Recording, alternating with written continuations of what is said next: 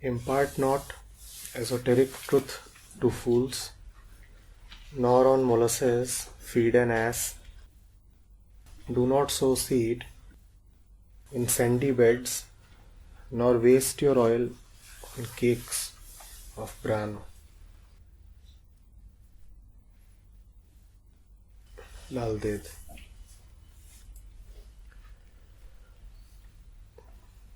The question is that why is a compassionate saint speaking such words? They look more like coming from a result oriented mind.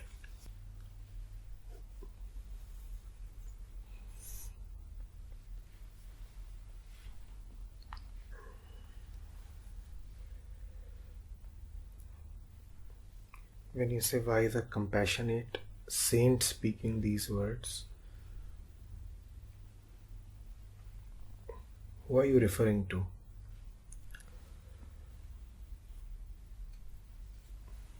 There is a Laldev that never took birth and will never die. There is a Laldev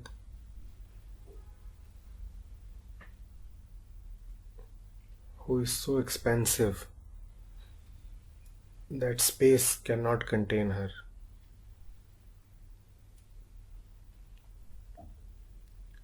And there is a Laldev who surely took birth and who will surely die. There is a Laldev who is limited in a body.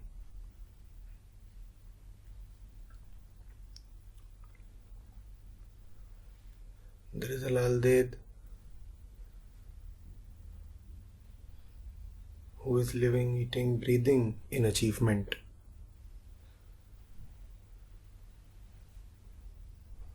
And there is nothing left for her to get. And there is a Laldev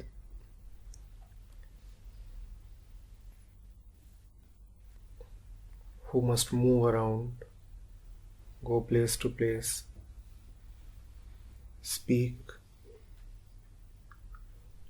dance.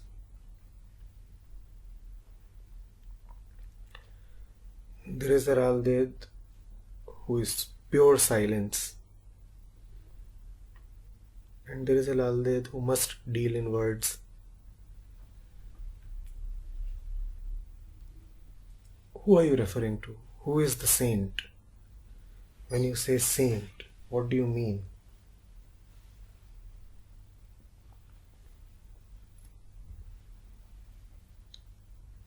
What do you mean?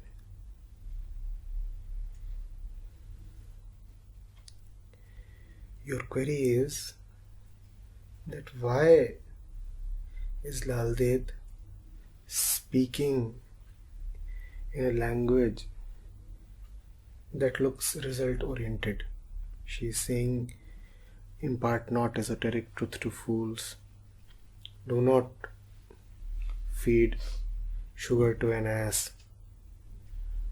Do not sow seed in sandy beds. And you're saying, why is a saint speaking such language? First of all, consider, what do you mean by a saint?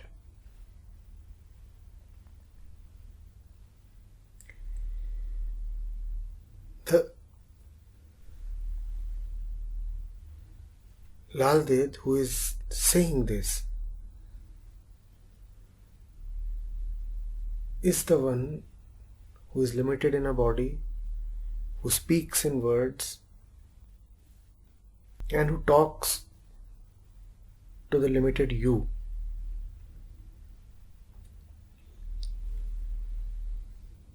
The real Laldev does not speak.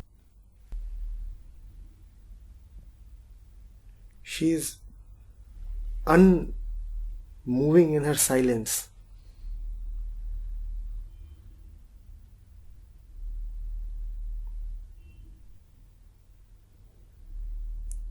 The one who has to speak will always speak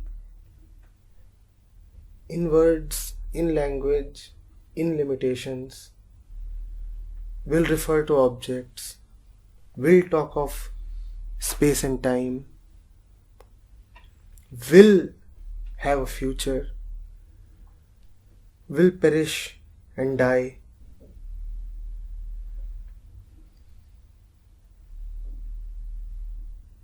Do not confuse the two.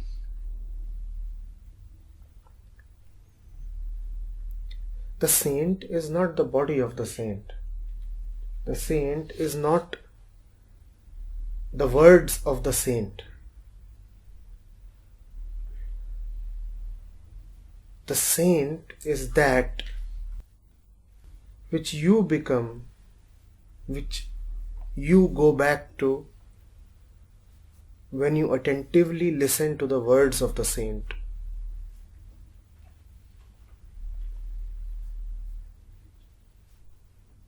Who is Kabir? A man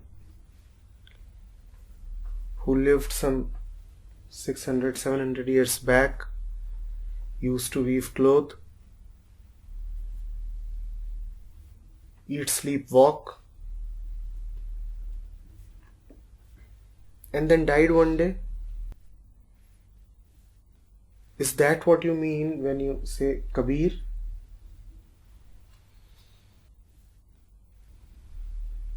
No, Kabir is not that.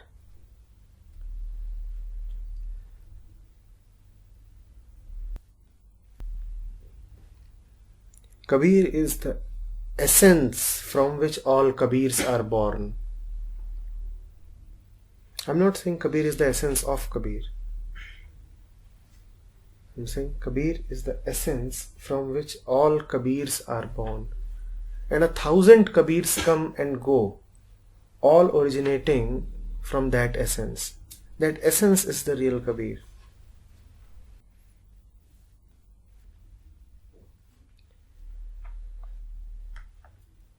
Now you're talking about being result oriented. The essence can never be result oriented. But the expression is in the world. The expression is in space and time. The expression will have to speak the language of the world it belongs to.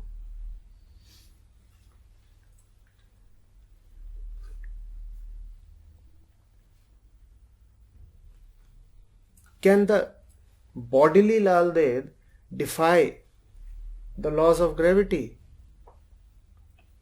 Can her body avoid aging?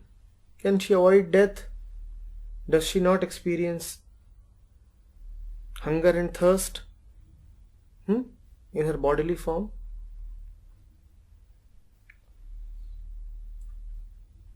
Do not confuse the two, the essence and the expression. And we make a great confusion. We start attributing all the non-qualities of the essence to the manifestation. Obviously, at the center, Laldev has no goals or targets. Because at the center lies the essence. There are obviously no results or goals or targets or anything left to achieve. But the Laldev in body will work, will dance, will speak, will talk of tomorrow. And that's what she must do.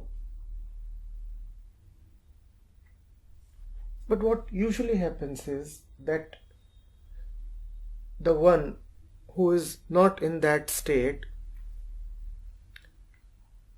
either starts mixing the two or sometimes even inverts the order.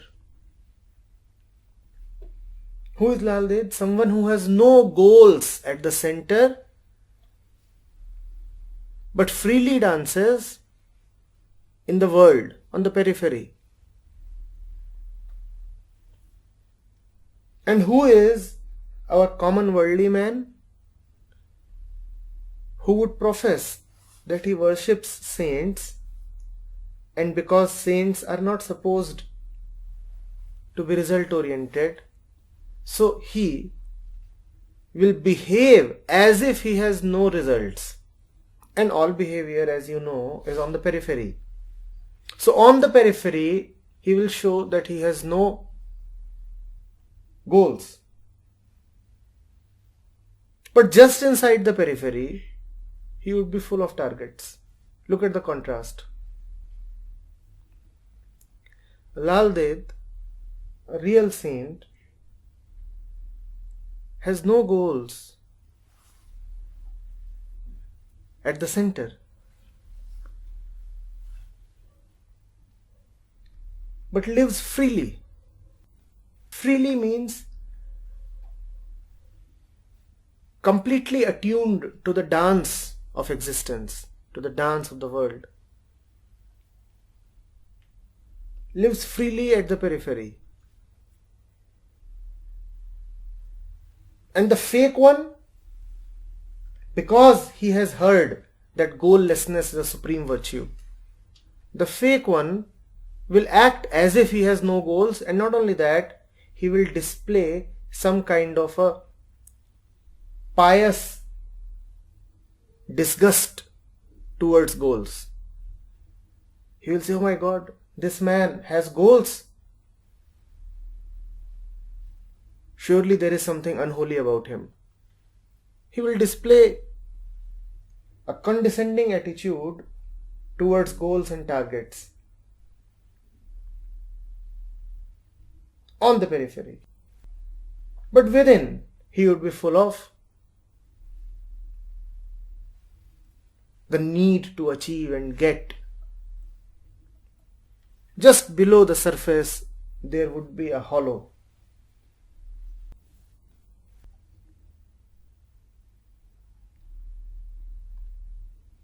So who is a saint? Do not confuse a saint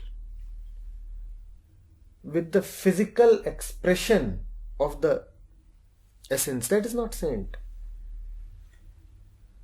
The essence, that is saint. A Buddha keeps walking. And he is actively adding to the numbers of the community he founded. All the time he is doing that. He is on the surface doing exactly what any of your number-minded, goal-oriented people do. Going around, dedicating his life, adding to numbers. There's nothing else that he is doing. Even at the time of his death, he is preaching. And not only is he preaching, he is making sure that the word goes around that the Buddha is about to pass away, so that more and more people can come to him.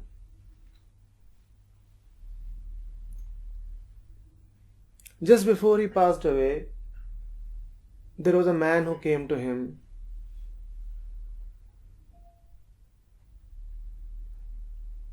and he said that I want to be ordained. I want to be included amongst your monks. Usually there was a probation period of 4 months. The Buddha would not allow direct entry into the Sangha.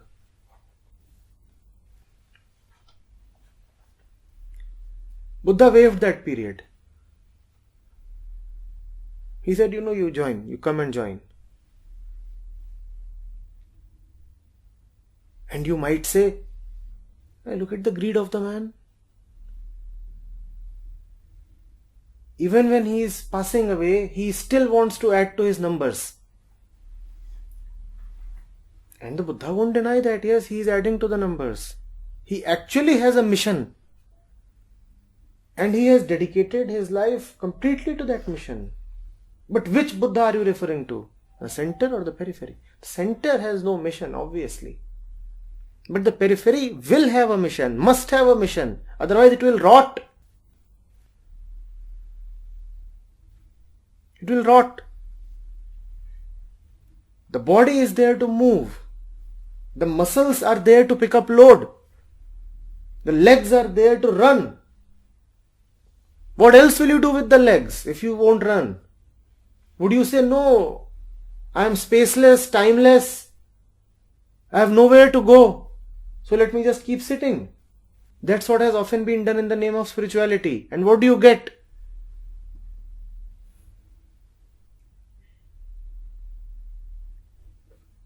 You get your so-called saints with their 80-inch tummies.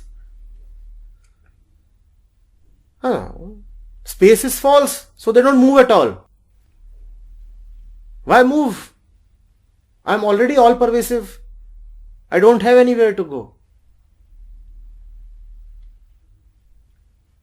And you have people who have simply dried themselves down, shriveled. Why eat? I have no needs.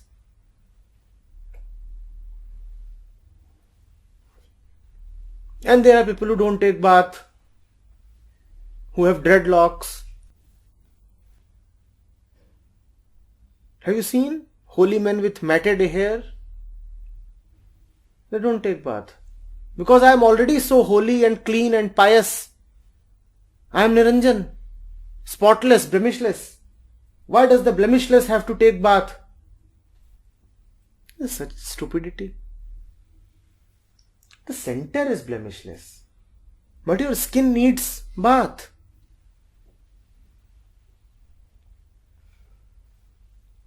Even if you say that your body is the temple of the holy, don't you clean the temple? Even if the body is nothing except the temple of the sacred, won't you clean the temple? What else will you do with material except treat it like material? Your birth might be Leela. The world might be Leela.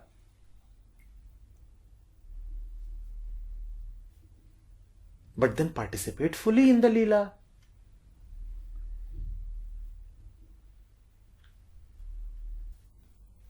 Leela not only means that the thing is false. If you just keep saying that Leela means it is false, then you are not getting the point. Leela also means that this that appears to be the false is an expression of the truest. How can you avoid it?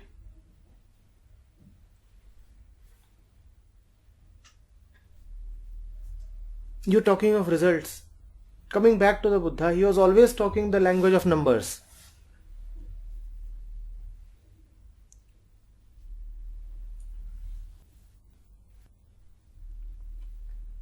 He would have a count. How many monks are there now? How much area to cover? Where to send them? You would say, such a calculative mind. And yes, he was calculating.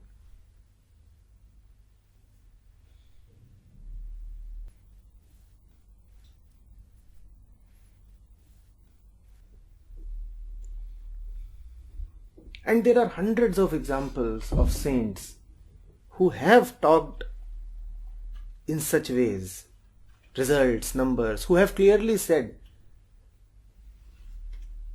where to exert yourself and where not to, who have laid down rules and procedures for their followers. That do not waste your time with such people because you will not get anything there. In fact, the story says that the Buddha was not even ready to start preaching. He said there is no point in preaching. When he said there is no point in preaching, what he meant was no result will come out of it. The gods had to come and convince him that no, some result will come from your speaking. And even the fact that he got convinced depended on numbers. The gods told him, no, result will be there. For some at least. So go ahead and try. Then Buddha said, alright, if there is a result, then I will try. How come result has become an unholy word?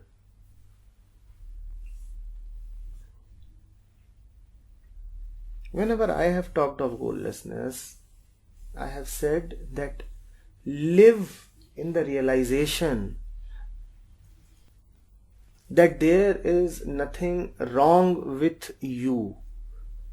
Live in the deep realization.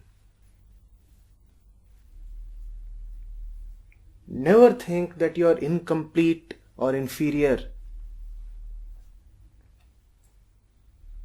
that something needs to be added to you to make you complete. That is what I have been saying. But does that mean that you will not eat or drink when you are hungry or thirsty? There is one level and there is another level. There is a center and there is the periphery. Give to the center what must be there in the center. And what must be at the periphery must be at the periphery.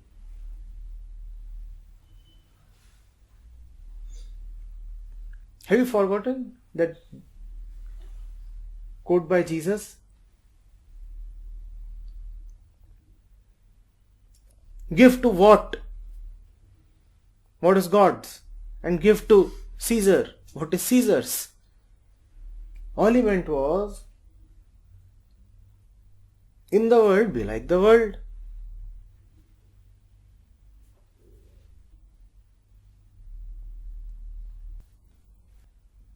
You have had people who traveled their entire life.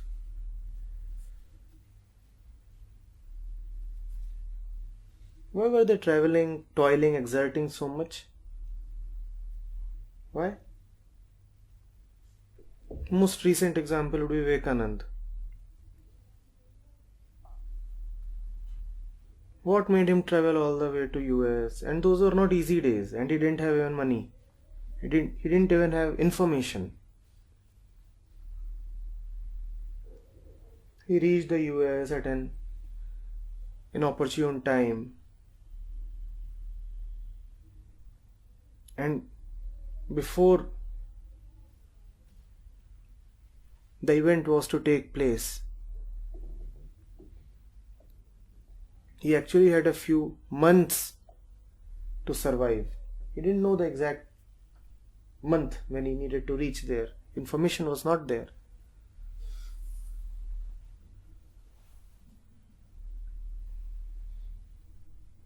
With great difficulty did he make do in that time. And he was talking of results. He did say, if I have just a handful of dedicated young people, the face of the world can be changed.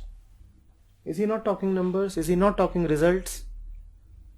Results are important. Numbers are important. It is a very delicate movement, I understand. For the mind to chase a number and yet be totally still and at the center. That is why we feel troubled.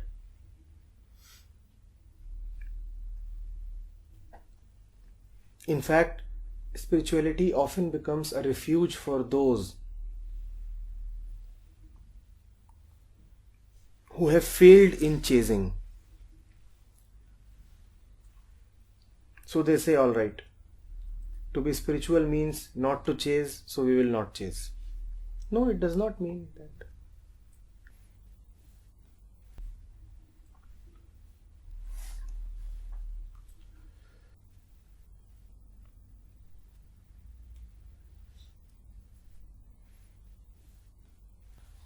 You have to have a mind which is powered by the unmoving, which is powered by a deep inner completeness.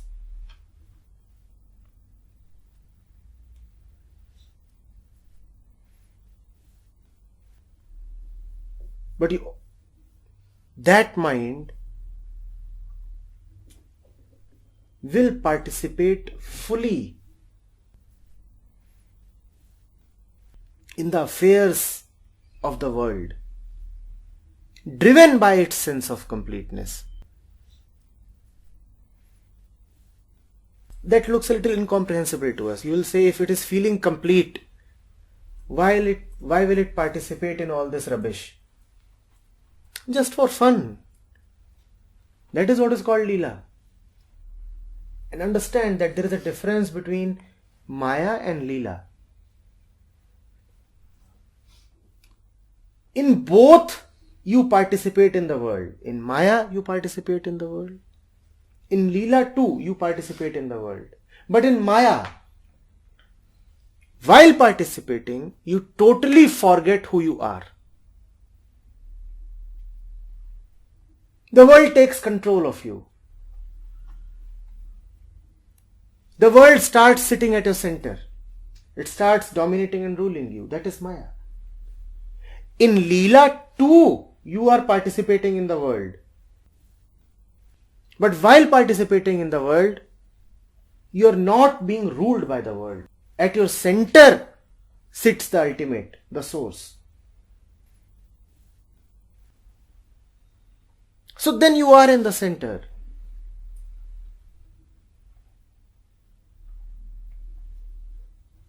You appear to be in the world, but you are really in the center.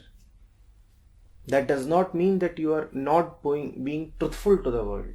You are being totally truthful to the world. In fact, only by being well centered in the truth can you be truthful to the world. Understand this. The man who gives both his body and soul to the world gives nothing to the world. He will never come to know the world, and he will never be able to participate in the world fully. The man who gives both his body and soul to the world. But the man who gives his body to the world, because the body is the world, the man who lets his mind be in the world, because the mind is the world, where else would the mind be? While ensuring that his essence remains untouched, he is the man who will fully participate in the world. That is why Leela is not possible. Ras is not possible for the common and the ordinary man. Don't you see the connection? The one from whom the Gita emanates is also the one who is able to dance fully, freely and beautifully on the banks of Yamuna. Don't you see this? Unless you have Gita in your heart, how will you dance on the banks of the Yamuna? How will you be loving towards so many women? It is impossible. Does your common man have so much love? For women, for men, for animals, for friends, for everybody? Does your common man have so much love? Krishna has so much love. And remember, all this love is directed towards the world. He is fully of the world. He is not going and hiding in some cave in some desert or in some jungle or on the top of a mountain. Krishna is not hiding. He has healthy relationships with the world. Peacocks, cows, even snakes. He calls and all the animals come. He does not avoid anybody. Have you seen Krishna doing that?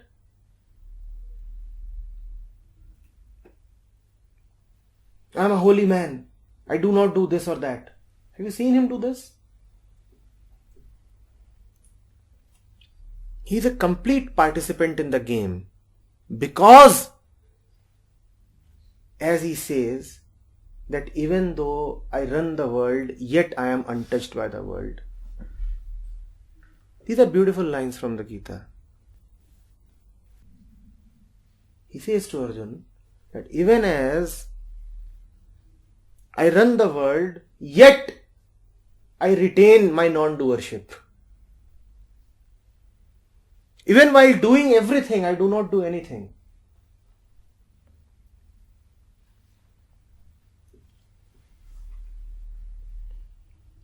And that is the beauty. That is the subtle and delicate nature of truth that you have to understand. It is not so gross that you could put it in the form of commandments, formulations that, you should not have goals. This is a stupid statement. You should not have goals. Who should not have goals? Identify the entity first. That's why I started this discussion by asking you, who is a saint? When you say a saint must not have goals, who is a saint? Who are you referring to?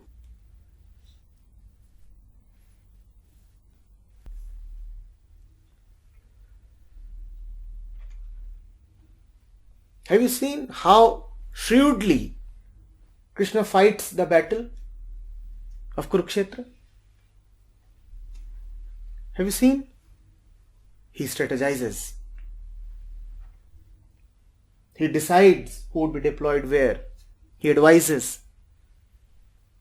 He is in fact even prepared to pick up the weapon. At one point he does. And when he sees that the final victory must come by hitting below the belt, he does not shy away from advising Bhim to do that. He says, fine, go ahead, do that.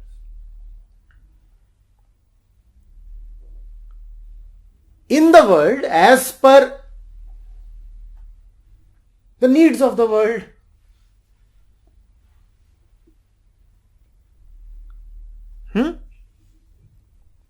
this is also called the ability to respond. I know what the situation is. I do not need rules. Do you understand this? I do not need any rules. Neither rules of war nor rules of ethics and morality. I do not need any rules. I know what it is like. So from that knowing will my response come. But what I am saying is dangerous. It is dangerous because it is very, very easy to be co-opted by the cunning mind.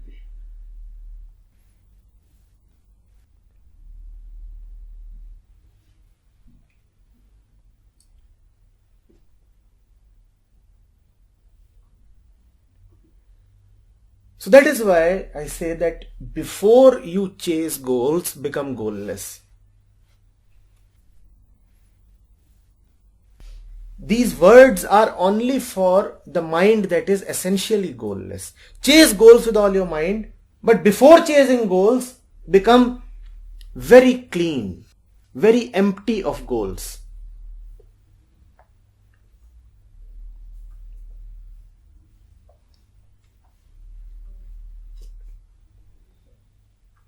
So eat with all your might when your stomach is full.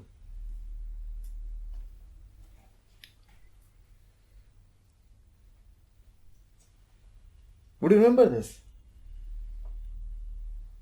Drink as much as you can after you know that you can never be thirsty.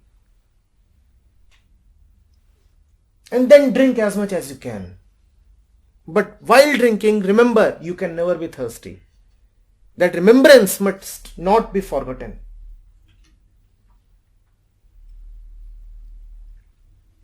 Chase all goals, remembering that no goal means anything.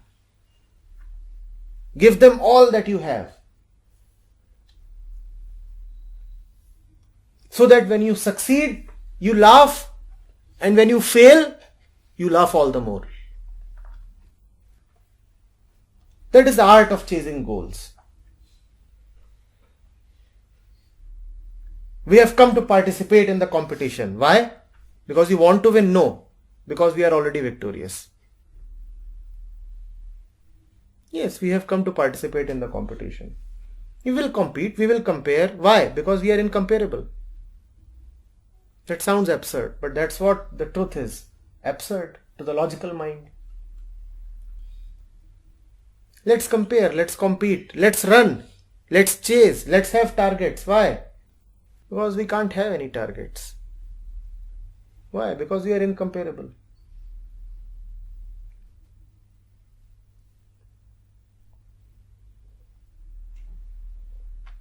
India has suffered a lot because what belongs to the center has been applied to the periphery. Do not keep committing the same old mistake. The center is center. The periphery is periphery.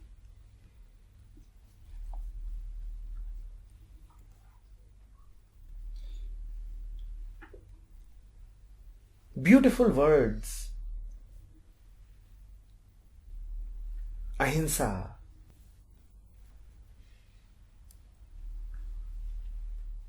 Aparigrah.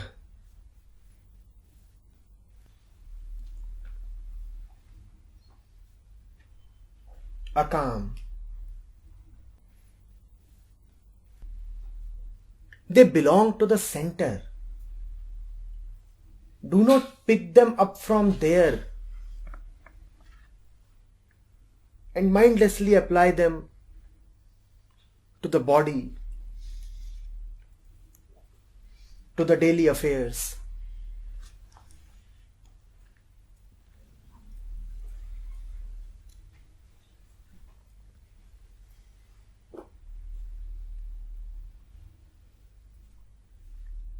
Ahimsa is not about getting beaten up regularly and not doing something about it.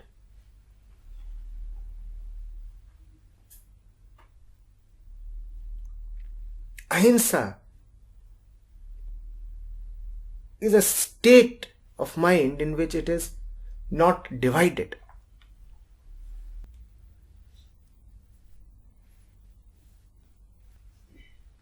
Not divided away from its source. That is ahimsa.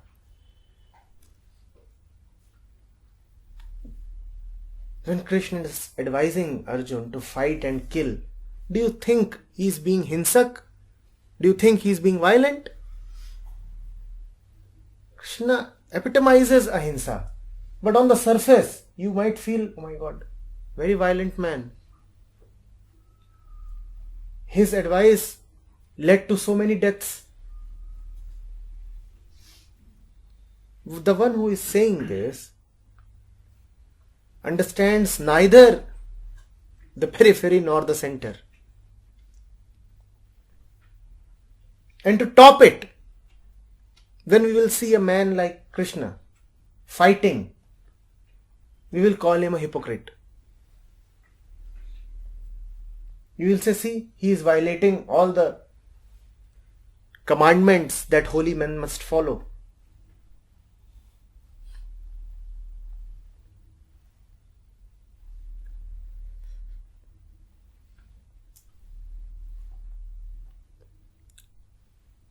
The gurus of the Sikhs, they kept fighting. Do you think they were fighting without strategy? Do you think they were fighting without applying mind? Do you think they were going on suicide missions? They were not afraid to die, but at the same time they were not going on suicide missions. They had a plan. Planning is good. Wonderful. When you have surrendered to that which is beyond planning.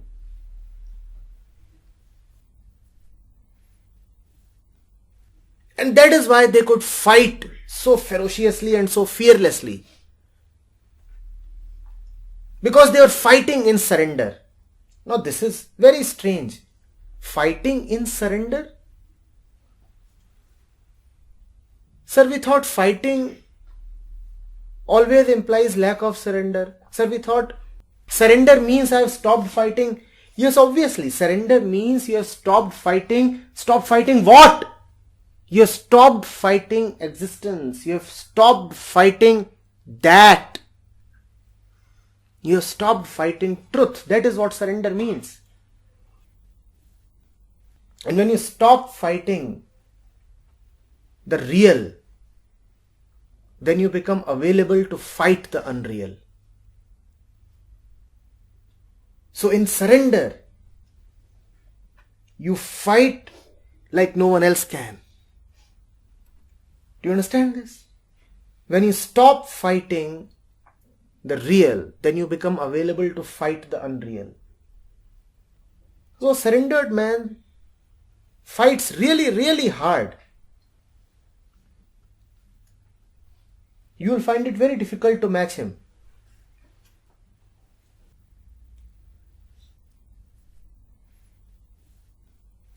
Do not attribute your laziness, clumsiness, lack of success to spirituality.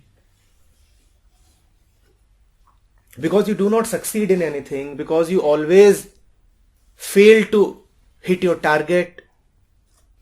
So what do you say? Oh, targets, they are bad things. Just because the world keeps making a fool of you, you want a lot of things, but you do not achieve them. What do you say? No, I don't want to achieve.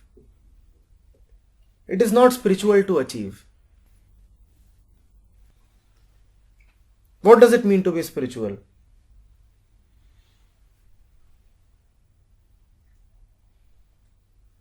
To be beaten down? To be stupid?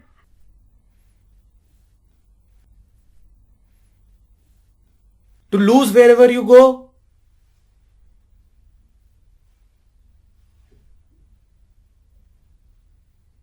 To not to be able to do anything properly? Is that what is the meaning of spirituality?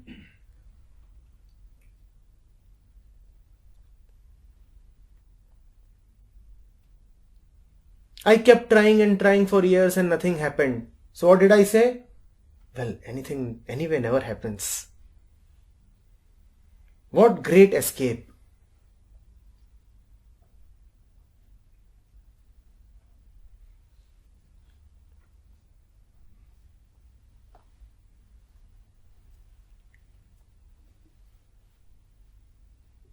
You become an unstoppable force when you are spiritual.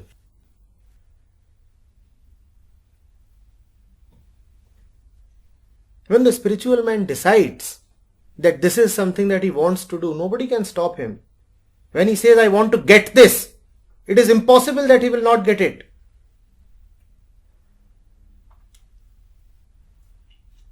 And you keep trying and trying and never getting, never succeeding. So what do you say? Success and failure, they are just illusions. Yes, if success and failure are illusions, then bread and butter are also illusions. Why do you go and eat bread and butter?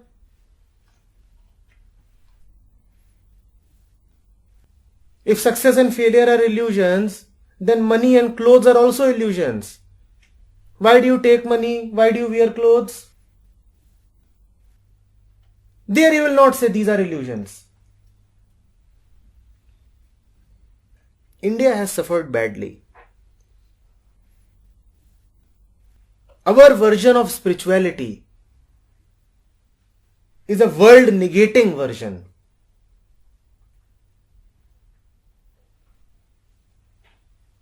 Our version of spirituality is an otherworldly version. The real world lies somewhere else. Here we are just to, pass some time. And after that we will go to the real world.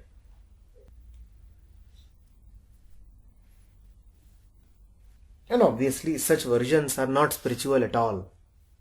No version is spiritual.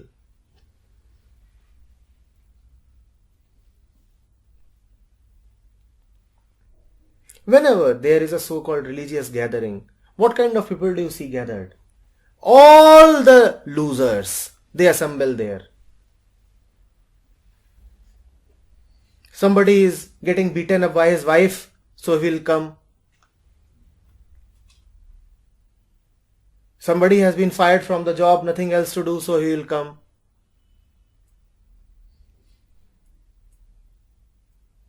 Somebody could not clear an entrance exam, so he has an year at hand, so he will come. Somebody has grown old, retired from the job, nothing else to do, so he will come. All kinds of losers will assemble.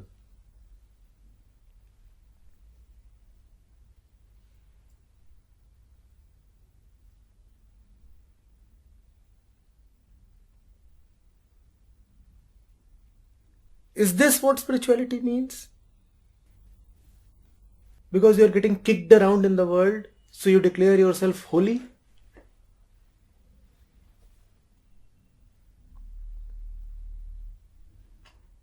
Somebody wants to earn a lot of money but cannot earn any money, so to console himself he will come.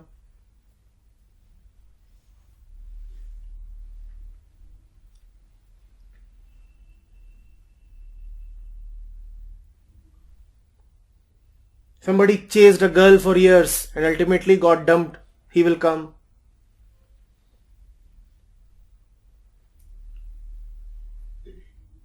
And there would be others who would come for some sort of greed. Maybe I will get a promotion, maybe I'll get a son. So they will come. Is this a spiritual gathering?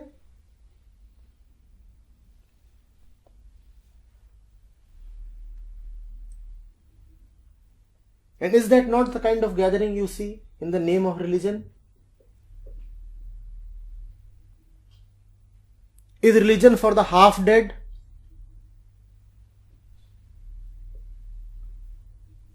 Is religion for the stupid? Or is it for the highly intelligent?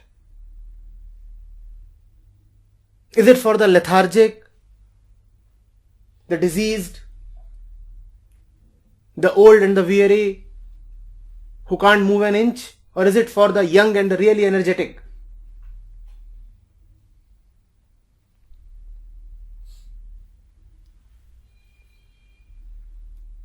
The truly spiritual man is always a young man.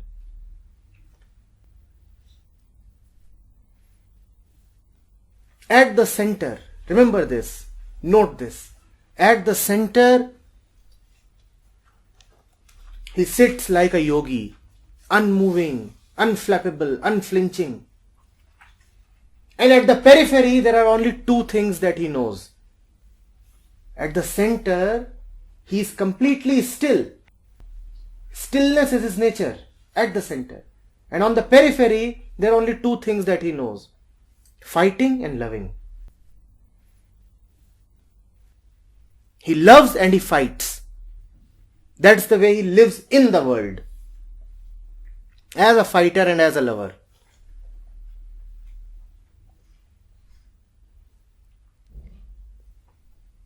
Because both fighting and loving require a complete annihilation of ego, deep fearlessness. If you are not fearless, you cannot fight. And if you are not fearless, you cannot love.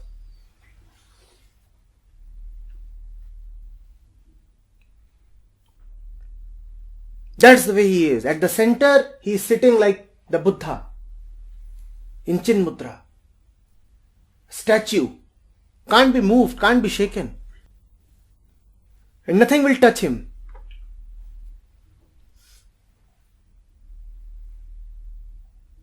And in the world, he is a fighter and a lover. And look at us.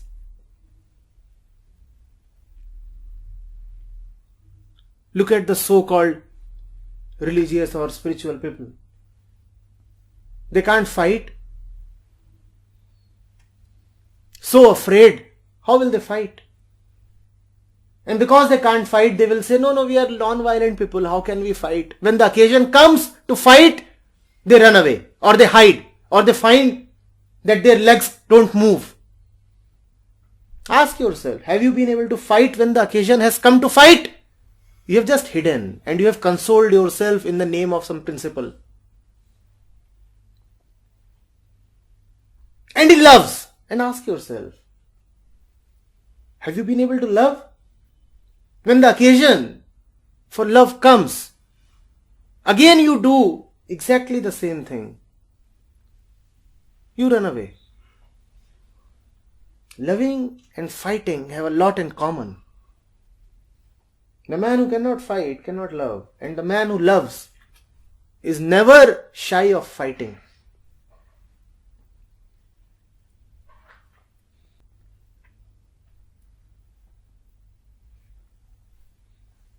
Do not make a convenient potpourri. In the world, be 100% of the world. Chase targets, chase goals. But even as you chase goals, remain goalless.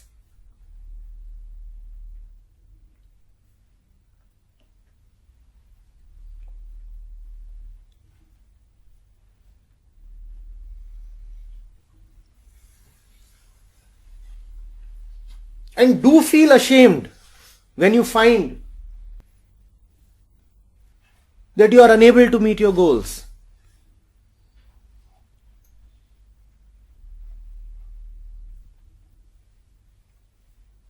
Because shame cannot harm you when there is light in your heart.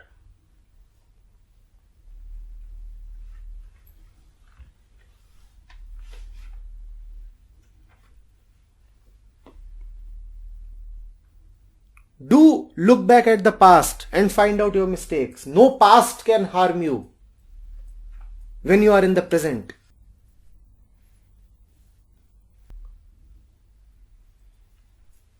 Do look towards future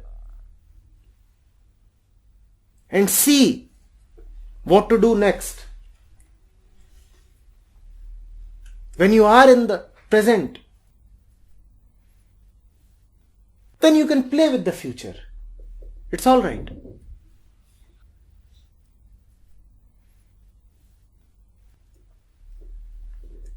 But remember the precondition. You must be first in the present. That's why I said at a point that what I'm saying is dangerous.